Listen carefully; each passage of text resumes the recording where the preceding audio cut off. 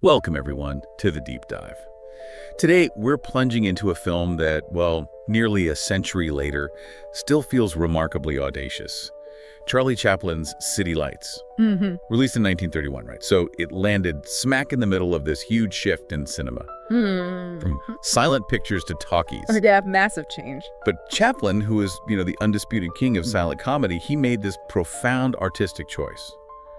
He actually doubled down on silence. He did. Which wasn't just like a creative whim, it felt like a defiant statement, a real cinematic gamble. Oh, absolutely, and a gamble that really paid off. It fundamentally altered how we think about cinematic artistry, didn't it? It really did. It was just this testament to Chaplin's unwavering belief in, the universal power of visual storytelling, proving that real art could transcend whatever the latest tech trend was. Right. And yeah, many people consider City Lights not just his best work, but honestly, one of the greatest films ever made, full stop. It's an incredible claim, isn't it? One of the greatest.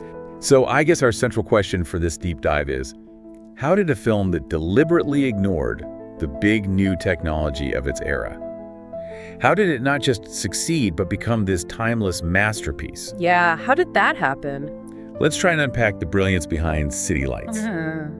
Okay, so at its heart, City Lights has this, well, deceptively simple story, but it's profoundly moving. It's about the Little Tramp, Chaplin's famous character, and he falls completely for a blind flower girl. Played by Virginia Sherrill. Right. And when she and her grandmother are facing eviction, it basically sends the tramp on this desperate, sometimes really humiliating quest to get money for them. It's a classic setup, the damsel in distress, the hero trying to save her, but Chaplin elevates it. He does. The nuances and where the genius is. And what's really insightful, I think, is the central misunderstanding that kind of drives the whole plot. The flower girl, because she's blind, she believes the tramp is actually this wealthy gentleman. Which he is very much not. Exactly. And this isn't just played for laughs, though there are plenty of those. It's a really poignant look at, perception versus reality, how we value people based on surface things. That's a great point. And this false idea fuels both the film's funniest bits, the physical comedy, and its deepest emotional moments. It's quite clever. And building on that idea, that whole perception and societal value thing, there's the second major storyline. The tramp's relationship with the eccentric millionaire. Right, Harry Myers. Who is his best buddy when he's drunk. Showers him with money, treats him like royalty. But then completely fails to recognize him when he's sober. Yeah, walks right past him. This Jekyll and Hyde character, he's not just there for comic relief, though he is funny. He's really a biting critique of social class. Definitely. And, the arbitrary nature of wealth. The millionaire's selective memory, let's call it, really highlights how often relationships or perceived relationships are based on status, on superficial things, rather than genuine human connection. Chaplin subtly suggesting that, real bonds are pretty fragile in a world driven by money. What's really exceptional about City Lights, I think, is the singular vision behind it all. I mean, Chaplin wasn't just the star. Oh, not even close. He wrote it, directed it, produced it, and for the first time, composed the music. Yeah, the score is his too. That level of creative control was just unprecedented at the time. Incredible autonomy. And you see that control in his, almost obsessive perfectionism. The production took nearly 2 years. 2 years, wow. Yeah, from late 1928 to September 1930. He would apparently reshoot scenes dozens, sometimes hundreds of times. Just to get it right. Exactly, to get the precise emotional tone or the exact comedic timing he wanted. You can really see how his background in vaudeville and music hall. Right, that sense of rhythm. Precisely. It gave him this innate understanding of rhythm and pacing, which basically became the heartbeat of this silent film. It's fascinating how he translated that stage timing to the screen. Yeah. And deciding to compose the score himself, that's another amazing layer. How did the music really match with the visuals? Well, it wasn't just background filler, not at all. It was integral, like part of the film's language. Chaplin used what we now call leitmotifs, musical themes for characters or ideas. Oh, okay. Like the famous La Vie La Terra theme for the flower girl. Oh. It's beautiful, a little melancholic, and it sort of changes with your story. The score sets the mood, it punches up the emotion, provides comedic punctuation, all without a single word being spoken. Guiding the audience's feeling. Exactly. And he was careful with sound effects, too. There are some city noises, the thud of a punch in the boxing match, just enough to add immersion, but he fiercely protected the silent film aesthetic. So when we talk City Lights, we absolutely have to talk about the performances. This is silent acting really reaching its peak. Oh, for sure. Chaplin is the little tramp here. It feels like the character at his most, I don't know, refined, emotionally complex. Just a masterclass in conveying everything without words.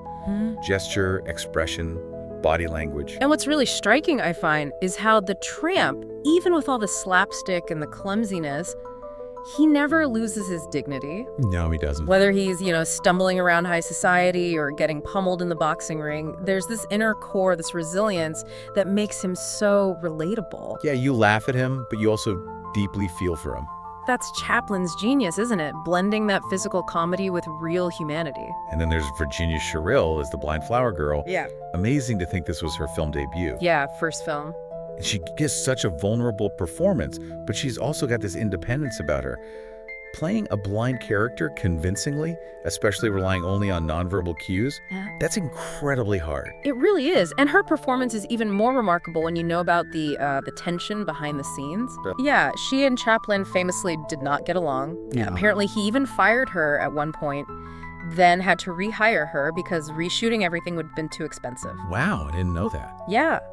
So this difficult collaboration somehow produced this incredibly effective and moving portrayal, especially that final scene. Her recognition of the tramp just lands with such emotional force. It really does. And we should mention Harry Myers, too, as the millionaire. He had a tough job, basically playing two different people. Right, the generous drunk and the cold sober guy. And he makes both believable. He's great comic relief, but he also drives the plot and provides that sharp social commentary. Great timing with Chaplin. Beyond the actors, the technical craft in City Lights is just astonishing, especially when you think about what else was happening in Hollywood. Totally. Sound was the shiny new toy. Exactly. But Roland Tutherow, Chaplin's cinematographer for like 30 years. Long collaboration. His work here is so clear, so expressive. How did they use the visuals, the camera, the lighting, to tell such a rich story without any dialogue? Well, Tutherow's cinematography basically created a whole visual language for the film. Take the lighting, for instance. They use contrast, chiaroscuro, not just for mood, but almost to show the tramp's inner state. How so? Like the bright optimism around the flower stand versus the darker, grittier city alleys. It's not just pretty pictures. It visually maps his journey from, despair to hope. That kind of visual storytelling is crucial when you don't have words. Makes sense. And the framing, the composition, also very sophisticated. Wide shots for the big physical comedy bits, letting you see Chaplin's whole body move. Right, you need that space. But then tight close-ups for those really crucial emotional moments, capturing every flicker of expression. The boxing sequence is a great example. They use all sorts of different camera angles to maximize the comedy and the tension. And the sets, the production design, it creates this really believable city. Absolutely. The contrast between the rundown streets, the flower girl's humble little home, and then the millionaire's huge opulent mansion. That's not just background. It reinforces the themes. Exactly. It's a visual metaphor for the social and economic gaps that are central to the story. Every visual choice, lighting, sets, everything, it's all working to build this world and tell the story without dialogue. Okay, we mentioned it, but one of the most iconic sequences, maybe the most iconic, has to be the boxing match. Oh, absolutely classic. The tramp, totally desperate for money, agrees to fight this huge, tough opponent. Watching it, it's so perfectly choreographed, you could almost forget it's silent. Just physical comedy at its absolute peak. It works on so many levels, doesn't it? Yeah. On one level, it's pure comedy genius. Chaplin's physical skill, the timing, the structure of the gags, like how he uses the referee, how he tries to avoid punches but accidentally looks skillful. It's brilliant. Hilarious. But what makes it more than just a funny scene is the why. The thematic depth. He's stepping into that ring out of love, out of sacrifice for the flower girl. Right, despite being terrified and completely outmatched. Exactly, and that injects this powerful emotional weight into it. It's not just a gag. We're genuinely rooting for him, even while we're laughing. It makes the comedy richer, more meaningful. So while City Lights is, celebrated as this amazing comedy, its thematic depth is it's really profound. It really is. It explores love, sacrifice, social class, human dignity, but with such subtlety. That central theme of love and sacrifice, it's all about the tramp's selfless devotion. He'll do anything for her. And what's really poignant, I think, is her reaction at the end when she finally sees him. Yeah. It suggests that maybe true love, especially from someone like the tramp, someone marginalized, is maybe the only real connection in a society obsessed with wealth and status. It's actually quite a radical statement for 1931. That's interesting. And the millionaire character, flipping between being friendly and dismissive based on alcohol. Yeah. That really hits home the arbitrary nature of wealth. Definitely. It's a sharp comment on how many social interactions are just superficial, based on circumstance, not real connection. Which leads right into that powerful theme of human dignity. Because despite being poor, despite his low social status, the tramp always maintains his dignity. He is. There's that line. People sometimes say he's too gentle, too kind, too human for the world he's in. He's always an outsider, but somehow morally, he seems superior to the often harsh society around him. Yeah. And that steadfast dignity in the face of everything, it resonates so powerfully throughout the film. He becomes this enduring symbol. So let's peek behind the curtain a bit. The production journey for City Lights sounds like it was pretty intense. Oh, incredibly lengthy and complex. Really reflects Chaplin's perfectionism and his unshakable artistic vision. Right. Development started back in 1928. Think about the whole industry is buzzing about sound. The jazz singer had already happened. Everyone's scrambling to make talkies. Exactly. And Chaplin decides, no, I'm making a silent film. It was a huge risk, a massive artistic gamble against the commercial tide. Ballsy move. Totally. And the script itself apparently went through tons of revisions.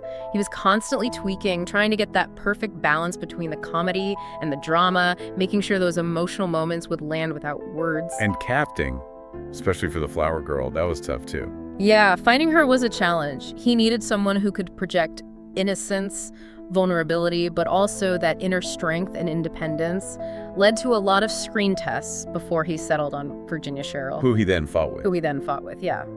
And that unusually long production schedule we mentioned, nearly 2 years. December 28 to September 30. Right. That time was crucial. It allowed for all that rehearsal, all those multiple takes, the meticulous refinement of complex stuff like the boxing match. He wasn't just making a movie for 1931, he was aiming for something timeless. And despite all the doubts, despite the talkies taking over, City Lights was a huge success when it came out. Oh yeah, both critically and commercially. It really proved that a masterfully crafted silent film could still grab audiences. Beat the odds. Totally. Critics just raved about its emotional depth, the technical brilliance, and Chaplin's sheer artistic courage. It proved the silent form was still valid, artistically speaking. Especially that balance of comedy and pathos. Everyone singled out the final sequence. Powerful ending. And commercially, it was a hit. Made a lot of money, further cemented Chaplin's reputation as more than just a comedian. It showed that artistic vision, even when it defied convention, could connect with a huge audience. And its legacy, its influence on cinema. Yeah. It's undeniable, right? Absolutely.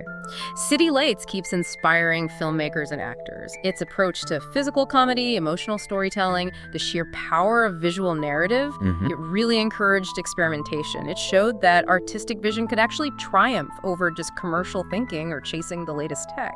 And its sophisticated use of silent film techniques when everyone else thought they were old hat. It wasn't just nostalgia, it was Chaplin demonstrating a fully mature cinematic language. He used, every visual trick in the book to tell the story without dialogue. Its pacing, the editing, the way the score integrates. It set new standards for how film could work beyond words, influence generations. And then Yeah. there's the ending. People always talk about the ending of City Lights. You have to. Widely seen as one of the greatest endings in movie history. That final moment where the flower girl, her sight restored, finally recognizes her benefactor. It's just devastatingly moving and perfectly ambiguous. It's a masterclass, that ending, so much packed into such a short sequence. It gives you a kind of romantic resolution, but it also leaves you with this uncertainty, which feels very real. Yeah, it's not tied up with a perfect bow. Not at all. And it says so much about social class and love, suggesting that true connection can transcend those superficial boundaries. As pure visual storytelling, it's just potent. Shows what cinema can do with just a look, a hesitant smile. That final close-up on the tramp's face, that mix of hope and fear and vulnerability, it just perfectly encapsulates everything the film is about. Leaves this lasting emotional mark, just perfect. Without a doubt, City Lights stands as one of cinema's greatest achievements. It still feels fresh, funny, and profoundly moving almost 100 years later. Its success wasn't about following trends, it was about this unwavering commitment to universal themes and just masterful execution. Yeah, its lasting power really comes from that incredible blend, the physical comedy, the deep emotion, and that technical brilliance that maybe people don't always notice, but is so crucial. Chaplin's vision of love, sacrifice, human dignity, it connects across cultures, across time, because it's fundamentally about us, Yeah. about being human. Exactly. It reminds us that compelling characters, meaningful themes, and just executing it brilliantly, those are the fundamentals of great cinema. They don't change no matter the era or the technology. So, thinking about all this, what does it mean for you, listening now? Does watching a film like City Lights make you maybe reconsider what defines a truly modern or timeless piece of art? Not just in film, but any medium. Perhaps true artistic achievement really does transcend the limits of its time or its technology, speaking to something much more universal inside us.